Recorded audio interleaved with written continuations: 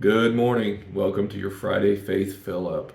I want to share something with you this morning that's a bit of a precursor to Sunday morning's message, something that I won't necessarily bring out in the message. We're looking at Abraham and his faith. In Genesis chapter 22 and verse number 1, God calls him to tell him what he wants him to do, to take Isaac up the mountain and to lay him on the altar and to sacrifice him.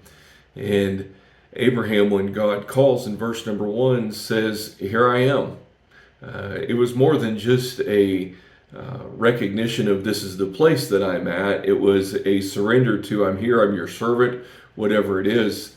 I'm here for you to direct, to lead, and to guide. It's a similar statement that we find, which we heard about on Sunday afternoon in Exodus chapter 3, where God calls Moses out of the burning bush. He says, "Here am I."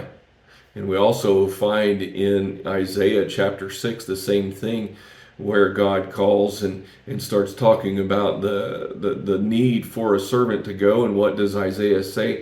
"Here am I, send me." So there's the willingness and the readiness to hear that comes with that statement. So we know that about Abraham, and if you know the passage in Genesis 22, you know that he was ready to do what God wanted him to do. The extreme nature of what God wanted him to do, I'm sure he didn't understand that when he said, "Here I am," but yet he was willing. So he goes through what God tells him to do. He follows God's leading. He takes Isaac up the mountain and he lays him on the altar, and he raises his hand up with the knife in his hand, ready to be completely obedient to what God calls him to do. And the angel spoke to him then, and when he did, what did he say to the angel? He said, "Here am I." Again, he had that willingness, that surrender, whatever it was. Aren't you glad that we have that example of Abraham? But I'm sure Abraham is glad that he was still listening to God. And there's a lesson I think that we can learn in that when we hear God's leading, that we follow him. And I think we're probably familiar with that and what it is to follow when God leads. But even as we're following God, doing what God wants us to do, that we should still be listening.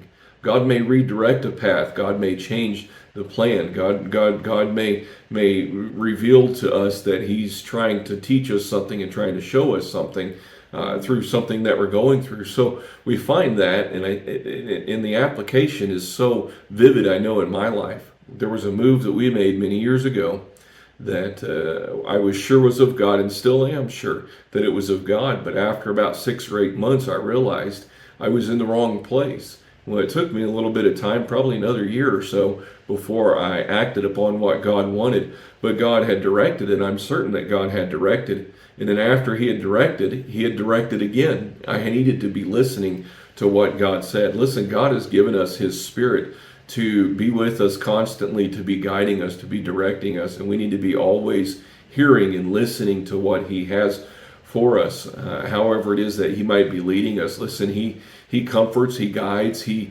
teaches, he convinces and convicts, and all of those things are important that we need to be surrendered to and to be listening to as we go through our day-to-day lives. Let's listen to him. Let's follow his leading.